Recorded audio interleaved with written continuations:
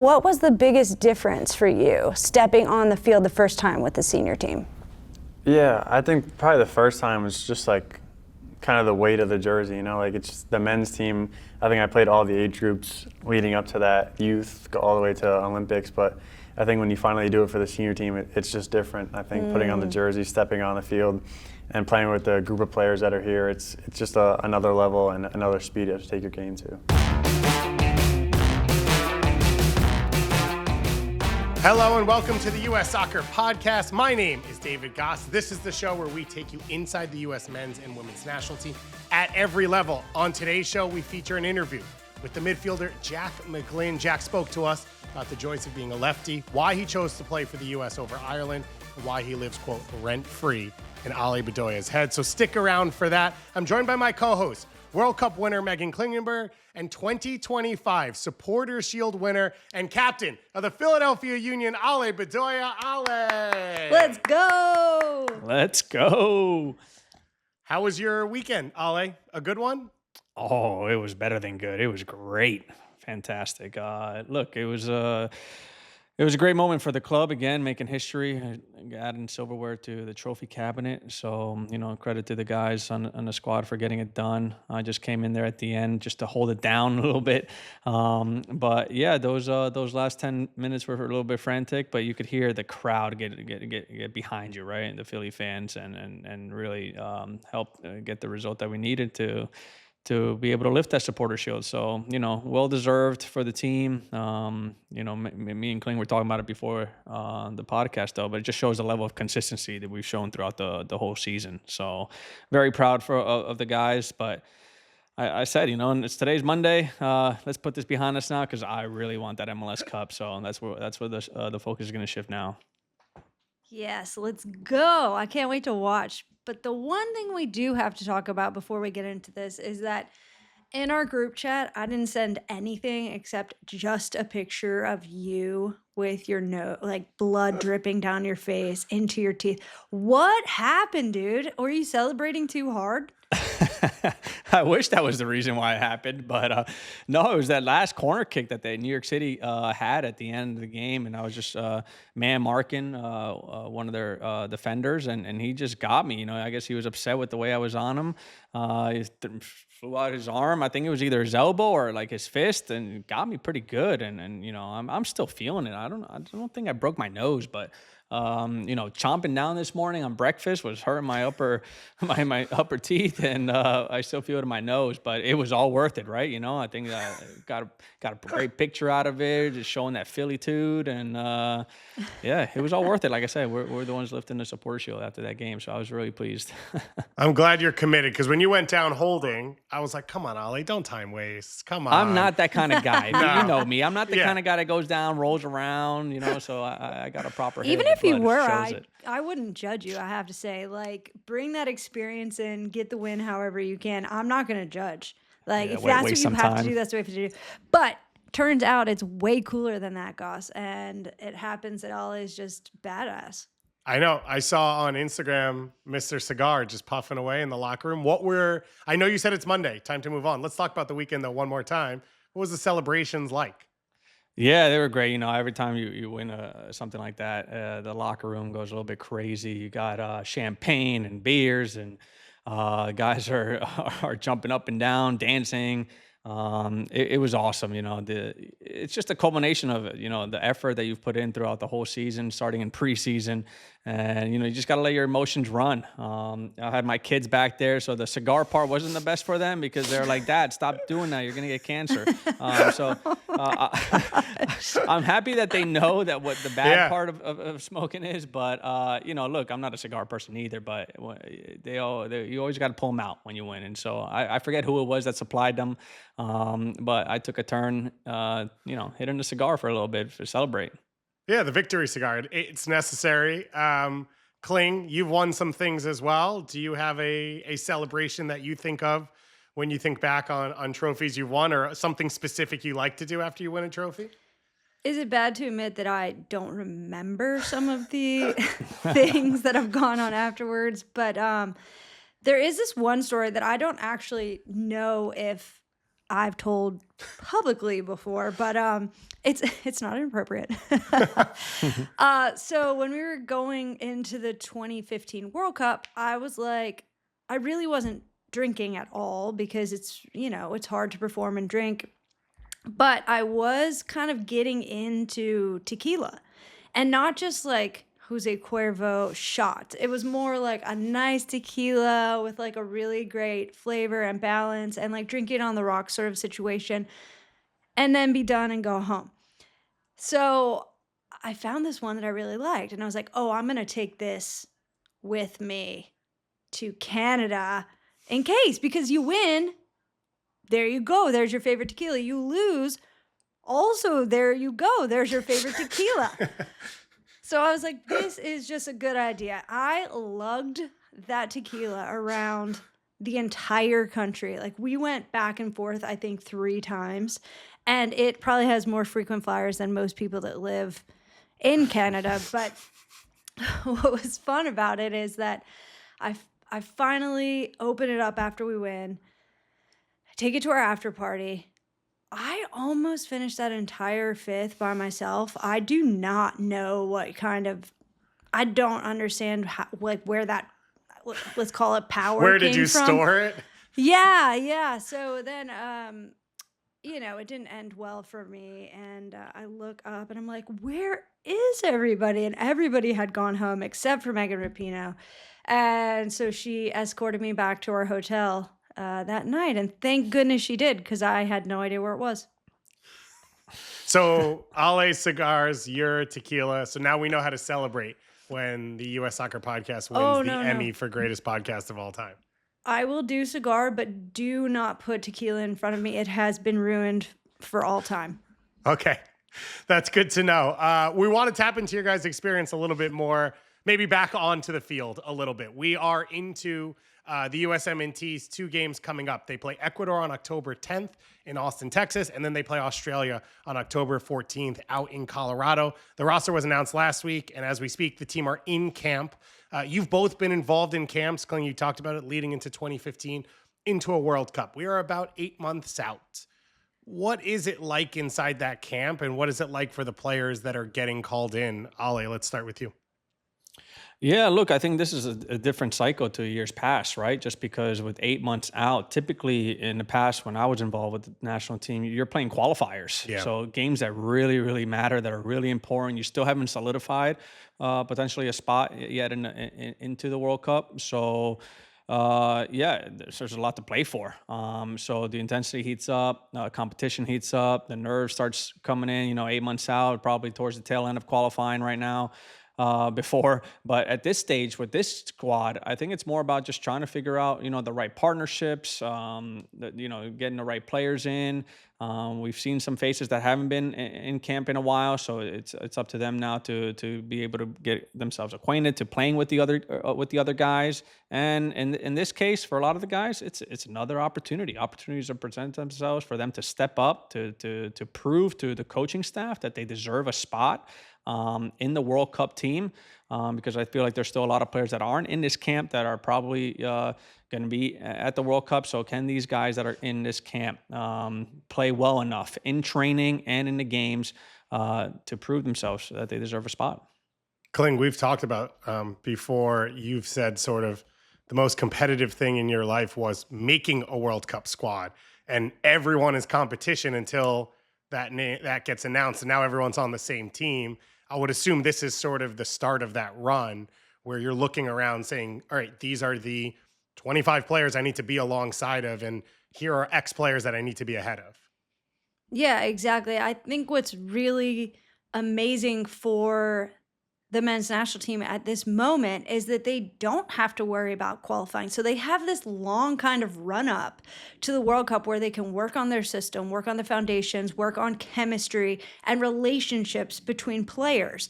So all the while, the coaching staff is getting the very best that they could out of this team. They're getting intense competition because everyone wants to make the team, but then they're also getting like a longer runway to test out things and relationships and chemistry that they want to see. So they're getting the most competitive like best parts of these players for 8 months, and I feel like this is a huge advantage going into the World Cup on home soil. It is going to be a big one. These games are going to be huge. Two teams that have already qualified for the World Cup in Ecuador and Australia. So two teams that are at the level that are going to have a lot to play for themselves as well. And everyone wants to play in the US, Canada, and Mexico right now to sort of test out the experience of what it will be like. So these are massive games coming up. One player who sadly is not a part of this camp is Jack McGlynn. Jack injured his foot, is likely out for the rest of the season, the rest of 2025. But Kling sat down with Jack at the last USMNT camp in the build-up to Korea and Japan. Let's go to that interview right now. Bank of America is proud to be the official bank of U.S. soccer, driving a positive impact in the game and in communities all across the country, helping turn possibilities into achievements and lifting fans, stadiums, and cities to their feet. What would you like the power to do? Bank of America, official bank of U.S. soccer.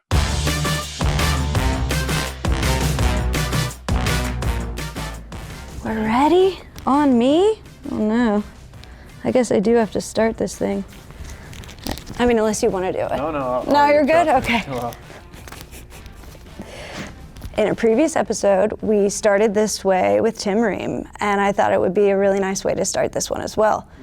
I was wondering, what is your earliest World Cup memory? I'd say Spain against the Netherlands in the final. I think that was 2010. Yeah. So I was 7.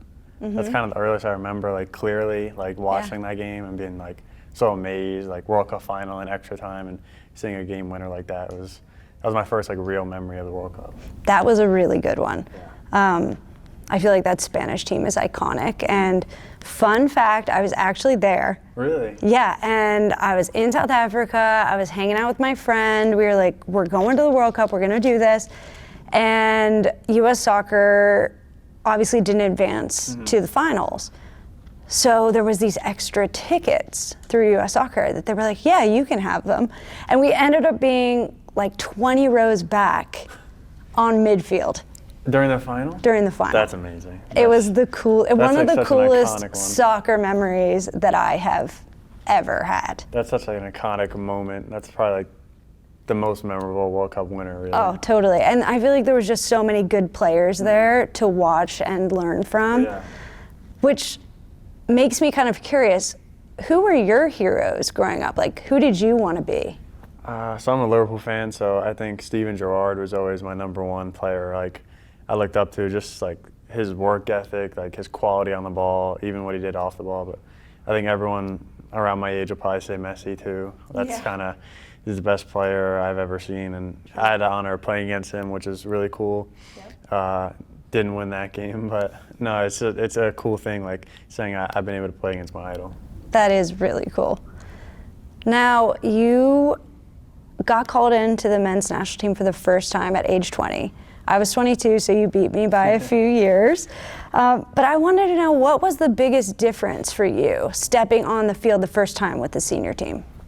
Yeah, I think probably the first time was just like kind of the weight of the jersey, you know, like it's just the men's team. I think I played all the age groups leading up to that, youth, go all the way to Olympics, but I think when you finally do it for the senior team, it's just different. I think putting on the jersey, stepping on the field, and playing with the group of players that are here, it's just another level and another speed you have to take your game to. Now, when you first came into camp, in the first camp or in the couple after that, was there a player or a few players that made you feel comfortable and took you under their wing, and what did they say to you? Yeah, there's definitely been, there's a lot, obviously. I think Tim Ream here, I've kind of been with him for a couple of camps now. He's a leader for not just me, but for everyone here. He's kind of always helping out, especially off the field, making us feel comfortable. I think Walker Zimmerman is another one who's the same. He's such a good guy off the field, always helping on the field. So I think those are kind of the two main ones for me. That's amazing. I remember in my first camp, it was in China, which was wild because it's just such a different culture, and I was already so stressed. And I don't know if you can tell, I'm a bit of a chatterbox, but when I was at my first camp, I did not say a word. Yeah. And I was so nervous, but I remember there was this one player, Lori Lindsay, and she used to sit next to me on the bus and made a point of coming to sit next to me on the bus. Yeah, that's amazing. and was like, we didn't really even talk, but she totally changed the course of my time with the national team. And I just feel like there's something to be said about those senior players that step up and do that for you. Yeah, it helps so much because you come in, you're like the young guy, the new guy, and everyone's kind of been here, has friends already, so they're in like their groups. But to have a player like who steps out of their group and comes and helps you, it's huge. Yeah, speaking of like senior players or anybody in general, what is the best advice that you've been given about your career?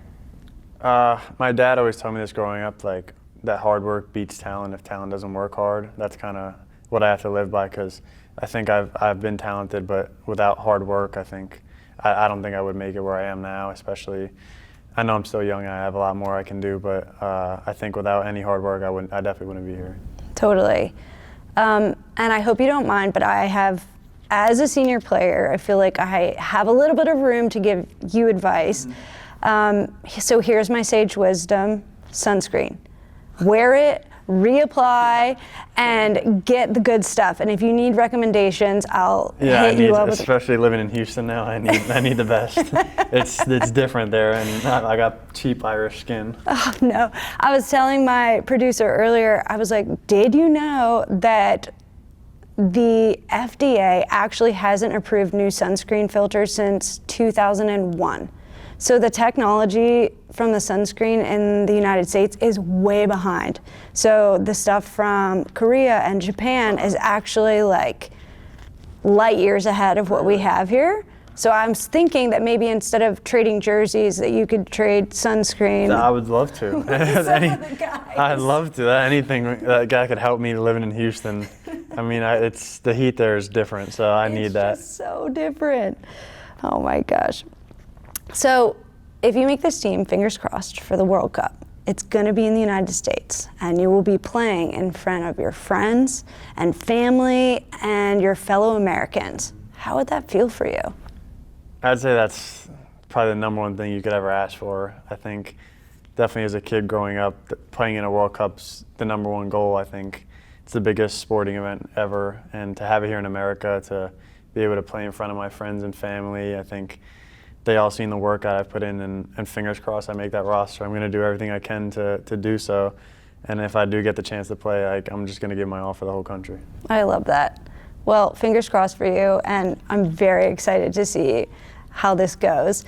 But you could have actually been playing for a different team, a different country, the Republic of Ireland. Tell me how the debate in the McGlynn household went. I don't think there was a debate really. I talked a lot with the Irish coaches, all the federation, for a couple of years now, leading up to when I made my choice. I got called into there a couple times, but I turned them down, whether it was the club turning it down or me just not ready to make that switch. But for me, I always felt American. I know my dad's from Ireland, most of my family's from Ireland, and they probably don't want me saying that, but yeah, I've always felt American. I'm a New Yorker, so I was never really a choice for me. I always wanted to play for America. I love that you mentioned that you're a New Yorker, and we will be talking about that. But first, I wanted to talk about your first goal in Team USA jersey. The ball went out to the wing. It was kind of a cut back to you. Yeah. You played it onto your magic left foot, as Ale Bedoya calls it, and absolutely crushed it near post from 25 yards out. How did that feel? What did it mean to you? That's probably my number one moment in my career so far. I think scoring for your national team at the senior level is not something everyone can say they've done. So to do it, especially at a young age, and a goal like that was special. I think when I saw the ball at my feet, I'm like, there's no way I'm not shooting this. I know what I can do. So I'm just so happy it went in. Oh my gosh, it was amazing. And you could see the joy on your face. Yeah.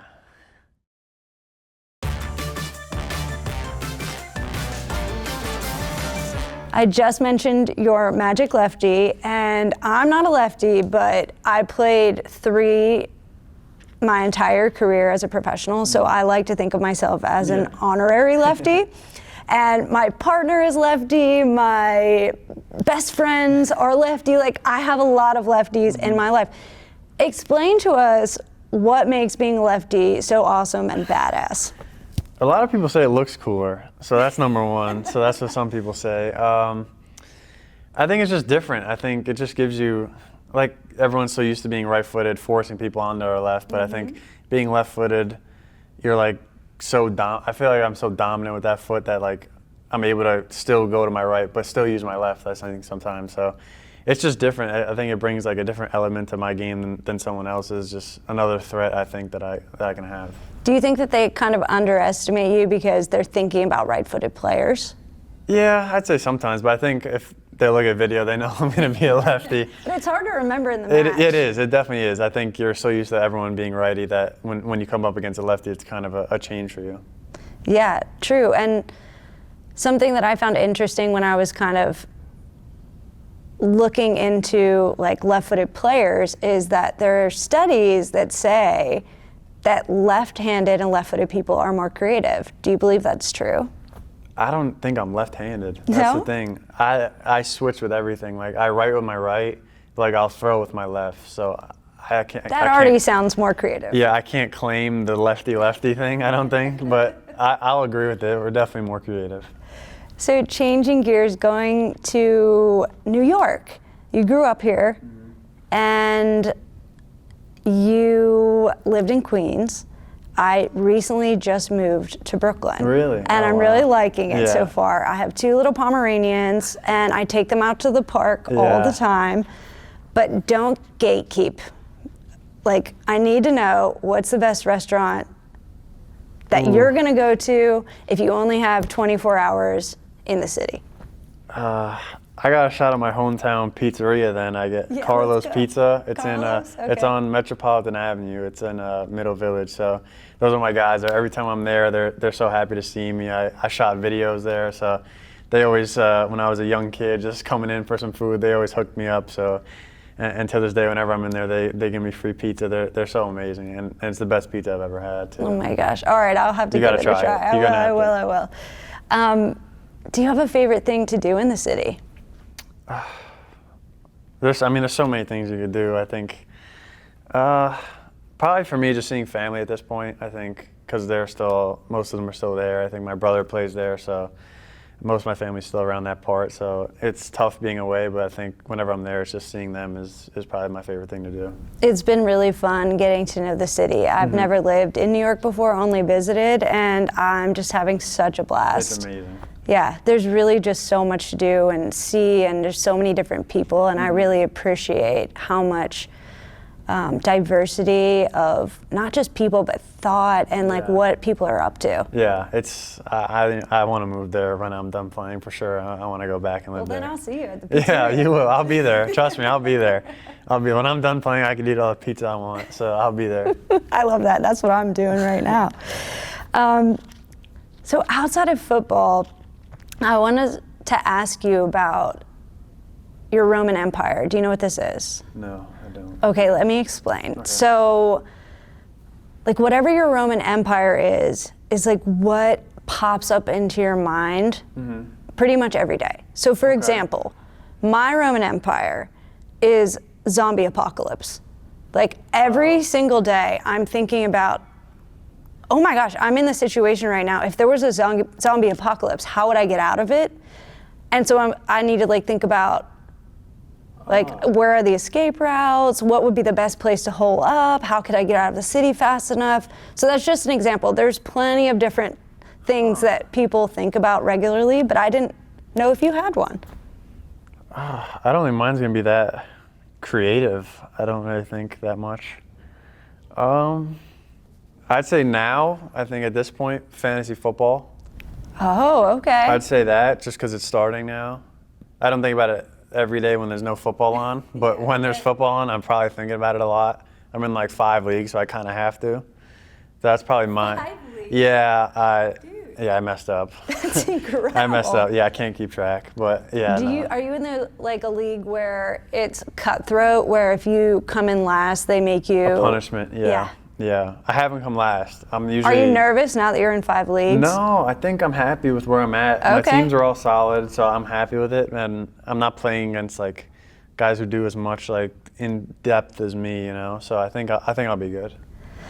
I love this. So You fantasy football, but I also heard from a source that you're a gamer. I am, yeah. Okay, yeah. so I've recently gotten into this as well. I'm having a real blast doing it, but like, what are your favorite games and what do you usually play? Number one's Call of Duty. I play that probably too much. Okay. Me and my friends always play, probably every day after training. FIFA, when it comes out, is always so fun. I'm pretty good at it too, so I like beating all my friends. And that's probably it. Those are my main two, but mostly Call of Duty. Okay, so are you using the games as a way to kind of zone out and relax, or are you just as competitive during the gaming as you are on the pitch? It's just as competitive for sure. Oh my gosh, when do you relax, man? When I sleep, I guess. No, but we play like this mode. It's like ranked mode in Call of Duty. So if you lose, like you get demoted. So it's like you get relegated. So that can't happen. So it's like you have to be locked in. This is wild. Yeah, it's probably not good for you, but it's so fun. Okay, so I'm like at the complete opposite end of the spectrum. After playing for like 20 years, whatever it is, professionally and in college, I was like, I need to relax. So Yeah. I am into the cozy gaming. Okay. I'm farming and I'm mining ore, and then I'm like, See, yeah, I can't do that. You're not into I gotta it. be like leaned in doing something. Like I can't just zone out. I love it. There's just a pick your own sort of party situation though Yeah. for everybody. Yeah, they have every different kind of game. It's amazing what they can do now. Truly. I was thinking about this interview and I was thinking about gaming, and I was like, oh, how cool would it be if we could have a skill or a magic that we could translate into soccer? Yeah. So I was wondering what you would choose, like whether it would be a shield or a health potion or like instant respawn or turbo mode or like whatever it could be. And I can What would use it you in the pick? field. Oh, totally. Super speed. Yeah? For sure. Why that one? Because then you can just kick the ball and just run and then you'll score. You'd be the best player ever. True. I think that's easily number one. I could have used a little bit of the super speed during my days, days, I think. Nice. That would be great. So you mentioned fantasy football before, and my co-host, Alejandro Bedoya, who you played with on the Union, was really bummed that he couldn't be here to be a part of this. Yeah, I'm disappointed in him. Yeah, totally. Yeah. So were we.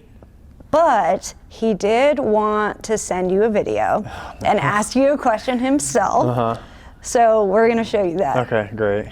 Mr. Jack McGlynn, left-footed stud. What's happening, buddy? It's your boy Alejandro Bedoya here. I know you're preparing for friendly games this week, but I'm more interested in another type of friendly game. Fantasy football, baby. You know, NFL season's about to start. Look at this. I got my fantasy football draft upcoming right now, literally in like 10 minutes. So I got all the prep ready, you know. So I want to hear, let the people know, what is your fantasy team looking like this season? You're going to have a good year or what? What kind of big studs did you pick up? Who's on your team? And also give us a Super Bowl prediction. Who's going to win the Super Bowl and why it's not the Giants? Because I know you're a big New York Giants fan. But hey, I want to hear what you think about the other football. Good luck, buddy. I'm going to have to call him after this. Yeah, please I'm gonna have do. to. I got to pull up my fantasy team then. Yes. The main one. I'm going to pull up the main one. Okay. Who's in your league? Like anybody we would know? It's Nate Harriel's in it. Okay. It's like a bunch of the Philly. Paxton Aronson's in it. It's like a bunch of the Philly like homegrowns like that we used to have all together. Love so we it. still have like a league that we had. That's fun. So it's a good way to keep in touch, I'm sure. It is, because we just like, we have a group chat and it's carnage in there. Like, my team's good though. I had the first pick. Oh, nice. So that always Who'd helps. you go with? I have Jamar Chase. Okay. And then quarterback is Joe Burrow. So I have that like connection. Pretty So good. love that. Yep. Bucky Irving, I like him. He's a young stud. Montgomery, I'm not too happy with, but he has to be there. We have A.J. Brown from the Eagles. Got it. Go Birds. Go Birds. George Kittle's in there. Love him. Yeah. George Pickens is in there. So that's my starting lineup. So I'm a Pittsburgh girl. Oh, you're a Steelers fan? Well, yeah. I'm sorry to hear that. they're not great. It's been a tough go Yeah, it's going to be a rough go this year. I know. We won't talk about this because we could literally vent This about could be it a for while. me. Yeah, this could be a while. A while, and I don't want to upset my hometown team Yeah. either. But speaking Super of Bowl. Ale and senior players, what was it like playing with him? It was amazing. I think he was my locker buddy. He was right next to me ever since I could join the team. So to have someone like that with experience and being such a good guy off the field, I think whenever he's free, he'd come over to my apartment. We'd play video games together, have dinner. So he's such a down-to-earth guy for a guy who's had such a great career, and to have him kind of start my career with and help me develop so much. Yeah, he's been probably one of my favorite teammates ever. What a gem. Yeah, Did he come over and cook, or did you guys order out? Oh, he can't cook. He No, did he not. can't? He just came pick me up when we went to dinner. He cannot cook at all. If his That's wife's so gone, different. he's everywhere except home. Oh my gosh. Oh my God. That's so he's a great funny. guy though. Yeah, he's a real gem, and it's been really fun to work with him so far. Yeah, it's Yeah. fun. I see all the podcasts, and he's just a good guy. Yeah, he seems like such a character too. Yeah. Oh yeah. You can get him mad easily. It's so funny. he gets mad on the field. Honestly, I'm gonna try to not do No, that. yeah, definitely don't. But you should. I will. I'm gonna call him after and get Good. him mad. I think you should. I'm gonna give him something for not being here. And then Couldn't I'm gonna make the ask trip. him next episode what you said to make him mad. Yeah, you got to. Perfect. Because I live rent free in his head sometimes. Rent free. He's gonna love that. He did. He better. He was just playing Call of Duty with me last week, and he was yelling on the mic, everything. Talking so much crap. Yeah. Well, of course he has to. I mean, he knew you from when you were basically like a baby coming in the league. Yeah, like 15 or Yeah. 16 he knew me from. Yeah, it's like a big brother. Yeah. He's getting old now, though. You tell him I said that. He's getting old. I'm gonna let you handle that one. So just the last couple of questions, and I was really fascinated because I had a different journey than you. I went to college, and then I didn't even know that there was going to be a pro league when I Yeah. graduated. So, but you went in the league when you were really young, whereas most people your age are going to college and partying on the weekends, and they're not afraid to make mistakes because it's not going to be in the public eye. Yeah. I was wondering, do you have FOMO a little bit? I don't think at all, no. Not I at all? think Why is that? I have the best job in the world. Like, I get paid to do what I love. I get to meet such amazing people, play with such amazing teammates, learn so much from amazing coaches. So I think I definitely don't miss that. I don't even like going out or doing anything. Like, I never really do. So I don't really think I miss out on much. I think I'm doing what I love, and there's nowhere I'd rather be. Love that. Okay, last one. And it's a big one, Uh-huh. but I want to know, what is Jack McGlynn's World Cup dream? My World Cup dream. 1 is make the squad, which I'm going to do everything I can to do that. Yeah. 2 is play in a game, and 3, score and help my country win the World Cup. Love that. Well, here's hoping that happens, because that would be a dream for everybody here. Yes, it would. Yes, that'd be amazing. Well, thank you so much for being here. This has been Of so course. fun. Thank you so much for having me. I'm gonna make sure to call Ali after this. Don't Yeah, worry. please do. I will. All right. Thank you. Check engine, ABS, or maintenance light on? And O'Reilly Auto Parts is right around the corner. O'Reilly Auto Parts can help take the guesswork out of your vehicle's check engine, ABS, or maintenance light with O'Reilly Veriscan, a free service that only takes a couple of minutes to complete. You'll receive a free, easy-to-read report with solutions based on over 650 million vehicle scans that have been verified by ASE-certified master technicians. O'Reilly Veriscan can identify the most likely problem with just one scan. The professional parts people at O'Reilly Auto Parts can then recommend the parts and tools that you need to do the repair right the first time. And if you're not comfortable doing the repair yourself, they can recommend a local shop for you. Don't ignore check engine, ABS, or maintenance light. Stop by O'Reilly Auto Parts and ask for O'Reilly Veriscan today, a free service exclusively at O'Reilly Auto Parts. All right, well, welcome back to the U.S. Soccer Podcast. Now, after we recorded this interview with Jack McGlynn, he then received an injury with his club team. So Alejandro Bedoya caught up with his former teammate to see how he's doing, and we're going to play that recording for you right now. Jack McGlynn here, the Houston Dynamo stalwart and USMNT member. Unfortunately, you're not going to be able to go to camp these 2 games. But tell me, what happened? How are you feeling?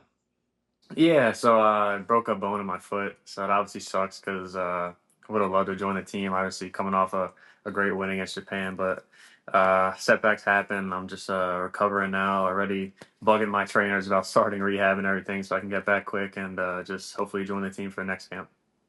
Yeah, definitely. I know you're looking forward to these 2 games, but when will you be back then? What's the timetable? Yeah, they're saying probably 10 weeks from when I had the surgery, which I had it last Wednesday. So we're almost a week in now. So I'm starting like getting the boot next week and then go from there, walking and progressing all the way. And I'll be 100% by around mid-December. Okay, gotcha. And I know physically, obviously, with the injury, it can be tough to manage on being out on the field. But mentally, how you holding up? I know it's always tough to be out on the sidelines in the treatment room, away from the guys. You miss out on the banter. Tell me how you managing that side of things. Yeah, it sucks. I think this is my first like real injury from when I became a pro. So I've always been kind of available and ready to play. And went to my team's game last game and just sitting on the sides watching and knowing that I can't help it. It sucks, obviously, but I know there's a reason why this happened. God has a plan or something like that. And yeah, I know I'll be back better than ever. All right. Well, I'm looking forward to seeing you back. I know Pochettino has always said great things about you, and you definitely add something different to this team. So I'm looking forward to seeing you back. So I wish you a very healthy, speedy recovery, and I know you're going to be back stronger than ever. So get well soon, buddy. And I got to ask you one more thing before I let you off the air. How is your fantasy football team doing? I'm actually on fire right now. My team's going off. I swindled some guys in trades as usual. The newbies of the league, I'm fleecing them. So I'm flying right now, and we're looking good. We're looking good. How about you? Mine is not so good. Unfortunately, in the league I'm a part of, we're a 16-team league. Yeah. So you can just imagine the depth and the waiver wire is crazy. Names of guys that I haven't even heard about, but it's good. I'm 2-3, so I still got a chance to make the playoffs. So we'll see. But Sitting next yeah, I to know you in you're the always locker trying to room, I don't- fleece people. Sitting next to you in the locker room, I don't think you've ever have a winning record in fantasy. You just come in every week Lies, complaining. man, lies. I go to you for advice, man. But no, this is great. I know. Oh, good stuff, Jack. Well, you will be missing these 2 games, but you've had a great MLS season, and definitely, we're looking forward to seeing you back out on the pitch. So, cheers to that, and wishing you all the best. Well, that's Ali Bedoya and Jack McGlynn there. We've got more from Ali and Kling coming up in our Ask the Pro segment. But first, a reminder, soccer legend Landon Donovan is coming to Austin with us. Catch him live on our U.S. Soccer podcast from the Insiders Lounge as the USMNT takes on Ecuador October 10th at Q2 Stadium. Secure your seats to the USMNT's last stop in Texas before 2026 today at ussoccer.com/tickets. But that's not all. East Hartford, don't miss a special doubleheader on October 26th. The U.S. Women's National Team and the U.S. Deaf Men's National Team, under the watch of one of our favorites, Everett Palach, are taking the field at Pratt & Whitney Stadium in matches presented by Volkswagen. 2 matches, 1 ticket, and yes, free parking for fans all day long. Get your seats now at ussoccer.com/tickets and get ready for a historic day of soccer. Okay, guys, this McGlynn interview got me thinking. What's it like to suffer an injury in the build-up to a major competition? Kling, have you ever had this experience yourself? No, thankfully, I've been super lucky when it comes to injuries and staying healthy. I feel like it's one of the reasons why I was able to play so long in my career. But I've had plenty of teammates who've kind of gone through this cycle, and I've obviously had other injuries as well. And it's never easy. I feel like you get the endorphins from running around and playing. You get the satisfaction of being out there, being with your teammates, and you're missing all of that. You're missing the competition. You're missing the physical activity. It can start to really weigh on your mental health. It's really tough. And then knowing that you had a chance to play in a World Cup on your home soil, and then going into your off season, knowing that now that goal might be out of reach. Let's not count them out, but it could happen. I mean, it's much harder now to make the team. It's pretty devastating. And I really feel for Jack because you can tell how excited he was to get an opportunity to play in front of his friends and family and home country, it's really tough. And all I can tell you too, that injuries just hit different when it's before something really important. It's never great, right? Like, it always stinks to be injured. Everybody knows it sucks being hurt. But especially when it's your job and you're being paid to be out there and run around and, win games, it feels like this extra level of pressure and anxiety when you're not able to be out there. Ale? Yeah, absolutely. No, I agree. Look, obviously the physical component of it sucks. You can't be out on the field. You can't be with your teammates, but it really does take a mental toll on you. So, from personal experience, I've had kind of two instances in my career where, injury setbacks allowed me not to be part of major competitions. One was back in 2008. I was kind of a late bloomer into the Olympic roster for the 2008 games in Beijing. And down in Bradenton, in pre-camp, I got injured in a friendly against Canada and broke my ankle. And so that was unfortunate because I was trying to play my way into the squad and I thought I had a good chance of making it and I just couldn't, right? Like a dream come true to be able to play in the Olympics, to be part of that team and play with those guys was devastating.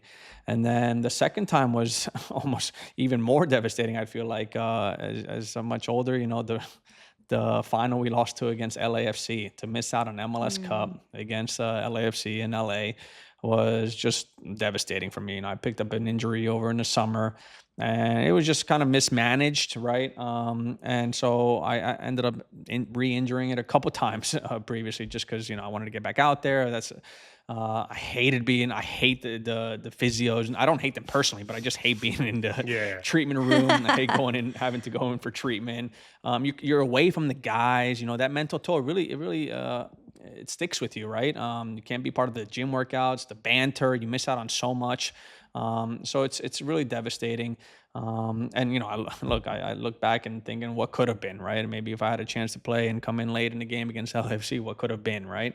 So mentally, it really does take a toll. It's a lot on your body, but at the end of the day, for a guy like Jack, you could see this as two ways, right? I think you could see it as bummed you're missing out and maybe you're losing out on a chance to make it to the World Cup. But then if you're a glass half full guy, you can also think about, well, like these other guys, they're also competing for these spots. If he's on the sidelines, well, I think based on Pochettino's past comments about Jack, he really does rate him a lot. And I think he really likes him as a player. He brings a unique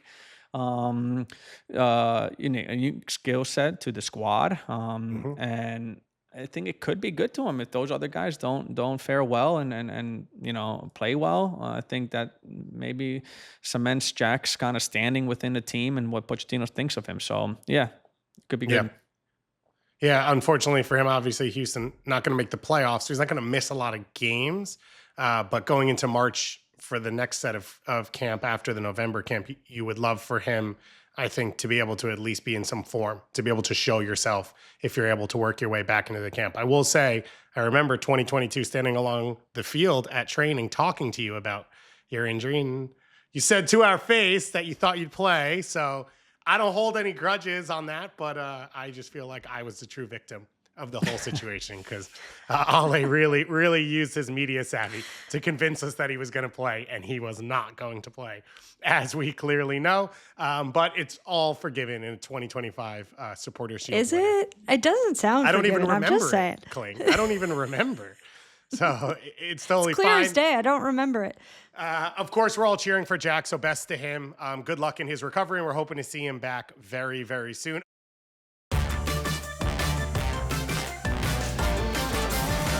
Last thing, let's go to our Ask the Pros, sponsored by O'Reilly Auto Parts.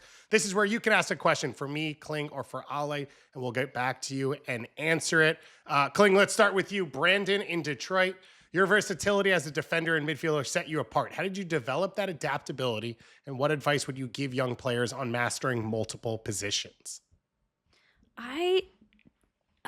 Hot take. I don't think soccer is about positions. I think soccer is about becoming the best player that you can be and leaning into your strengths. So my strengths were technical ability, being able to get out of small spaces, and like finding good final passes. I think that those skills fit defender and midfielder. And so I think I just kind of ended up in those positions due to what I was really good at. And I think that it would be smart as a player to develop all of your skill sets, whether it's your technical ability, your tactical ability, your mental toughness, but also just be okay with whatever position you get to be out there on the field. I mean, my skill set was never going to be number 9. And if I tried to be number 9, I never would have gotten to the level that I have been blessed to play at. So I think lean into what you're good at, work on the things that you need to get better at, and then see where it fits on the field. Do you have advice for, like, in general, blanket statement to push yourself outside your comfort zone and play multiple positions as you're growing up? Oh, totally. I mean, I played with boys. I played with, kids 2 or 3 years older than me. I was always doing one-on-one training against a former semi-professional player that used to, show me how to beat players one-on-one. I was always pushing the limits, and I think one of the things that is really important is being okay with failing technically, because it's just a learning experience, and then showing up the next day, and then showing up the next day. I think if you bring your best every single day and not worry about the results, if you look back in 3 months, in 6 months, in 1 year, in 2 years, you're gonna see improvement. And there's no world in which you can practice every day or every week and not get better. So I wouldn't focus so much on the future, but like stay in the present, enjoy the moment, enjoy the journey. One for me from Jason in LA says, "What's the most memorable MLS game you've called, and how did that experience shape your approach to broadcasting high stakes moments?" I think when I think of big moments I've worked, I think mainly of US Open Cup. I've been lucky enough to be on a bunch of quarterfinals, semis, finals as well. And one of my favorite moments I've ever worked was Orlando playing in the quarterfinals at home to NYCFC. It went to a penalty kick shootout. NYCFC lost the coin toss, so they picked to shoot opposite the supporter section. And there were no fans there because the stadium wasn't fully open. So all the fans marched all the way to the other end of the field. And we sort of had this long pause and delay, and we're showing the images. And it was one of the coolest things. We called it the running of the wall, because the wall is the supporter section, and all the Orlando players are waving the fans along. And it was one of those things where you learn to let the moment speak for itself. Like, you can add as a broadcaster, but the reality of it is what was going on and the images and the sound and the energy, that's better than anything I could tell you about happening. So you learn as you're in these moments that your job is to try and take what's going on around you and get it to the viewers as best as possible. Sometimes that's you describing it, and sometimes that's you laying out and letting it happen. And I feel that way about most of the finals I've worked, is I'm trying to convey to people, I'm lucky enough to be there, what that energy is like, what that experience is like, and what those feelings are like as well. Alejandro, let's finish with you. Tim from Houston, with the growth of MLS since you joined in 2016, what changes do you think are still needed to elevate the league to compete more consistently with top European competitions? Yeah, I think one of those changes is happening right now. There's a lot of chatter about changing to the European calendar, so to speak. So, where our season would start in August or in late July, that coincides with the European calendar, and perhaps we'll probably have a break in December and January to accommodate the winter, but then start up again and be able to finish a season in May with playoffs. So I think that right there is one big change that I think will definitely bode well for MLS teams, just because MLS teams would just become more competitive on the transfer market with players, both incoming and outgoing. And then another change, I think, is, of course, the salary cap, right? Look, if you want to compete with the top European leagues, it's just due to money, unfortunately. That's what makes it go round. So whether that's raising the salary floor, the minimum, and raising also the ceiling, how much clubs can spend. I think there are definitely ownership groups, the newer ones, that I want to say maybe, I don't know if ambitious is the right word, but they've definitely shown that they're willing to spend, that they have deeper pockets, the investments that they made, the way they spend on acquiring players and the fees that they pay for them and salaries, that they're willing to spend more and more. You still got to spend wisely, and we've just proven that. I'm part of the club, the Philadelphia Union, that proves you can win stuff on a budget. So look, it's just allowing it to open it up a little bit more, right? You can still have competitive parity, you can still have all that, but at least allow those ownership groups and those clubs that would like to spend more, and then you're going to be able to attract those big players, whether they come from South America, Europe, wherever, that are in their prime. Choose MLS over perhaps a top 5 in Europe, and I think that's what's going to be able to help elevate this league to where it can become one of the top leagues in the world. Yeah, a lot of excitement around the growth of the league. One of the big infrastructure investment points has been in the youth ranks. Your club has been one of the best. And one of your teammates is about to play against Italy in a U-20 World Cup round of 16 match. Frankie Westfield killing it so far, and a lot of excitement around this team. They beat France 3-0. A lot of players who have come out of the U.S. youth ranks and out of the MLS Next youth ranks that have pushed into this team, knocking off France, knocking off New Caledonia, which I don't know if that's as impressive, but everyone has to play the teams in front of them. And now a chance against Italy at a U-20 World Cup knockout stage. I have to think, Kling, for these young players, like this is the stuff you dream of, to play a big name opponent in a knockout competition and represent your country. Incredible. One of my favorite memories of playing soccer is going to a Youth World Cup in Chile in 2008 and just absolutely crushing it with my U.S. counterparts. Nobody expected us to win, actually. We were not one of the favorites at all, but we did end up winning. We played a bunch of tough teams, and it was just so fun because there's no really, at least for me, there was no money involved. And for these guys that are younger, there's really not as much like money involved, and it's just so pure. Like, it's just purely because it's fun and because you want to be the best and because you want to represent your country, and it's because like it's just an opportunity that you never get. It honestly, it truly is one of the most special tournaments, and I'm truly shocked that more people don't watch it just because of all these things I mentioned. Yeah, it's been really, really fun to watch. We're full circle because it's back in Chile now. So an opportunity to do something special. I don't know that this U.S. group was considered the favorites. So maybe they're just trying to follow Kling's footsteps. And one day they can all be the same as you and maybe win a Senior World Cup, which would be awesome. But I need to get you in touch with Frankie, Kling. Yeah. Yeah, fullback please too. do. Fullback to fullback. Let's go. Yeah. It would be exciting to see. And of course, we will follow all of it here. So we've got all your coverage of the senior teams, youth teams, and everything else. We are the ones who take you behind the scenes of everything in U.S. soccer. If you have a question for Ask the Pros, drop our partners at Westwood One a DM on Instagram at Westwood One Sports. And we'll see you next week on the U.S. Soccer Podcast. And don't forget to follow us so you never miss an episode.